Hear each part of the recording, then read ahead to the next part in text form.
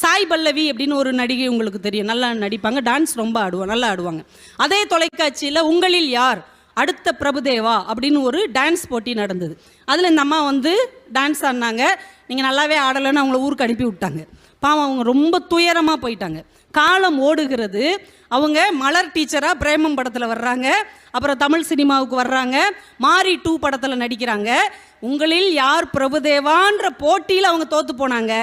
எந்த பிரபுதேவாவுடைய போட்டியில் அவங்க தோற்று போனாங்களோ அதே பிரபுதேவா அவர்கள் மாரி 2 படத்தில் அவங்களுக்கு டான்ஸ் மாஸ்டராக இருந்து டான்ஸ் சொல்லி கொடுக்குறாரு. ரவுடி பேபி பாட்டு இன்னைக்கு தமிழ் சினிமாவில் அதிகமாக பார்க்கப்பட்ட ஒரு பாடல் என்றால் அது சாய் பல்லவி ஆடின அந்த ரவுடி பேபி பாட்டு தான். எந்த இடத்தில் நீங்கள் துயரமாக நின்றீர்களோ அந்த இடத்தில் உயரமாக நிற்க முடியும் என்று நிரூபிப்பது தான் உங்கள் உள்ளத்தின் எழுச்சி. யோசிக்கணும் இந்த இடத்துல.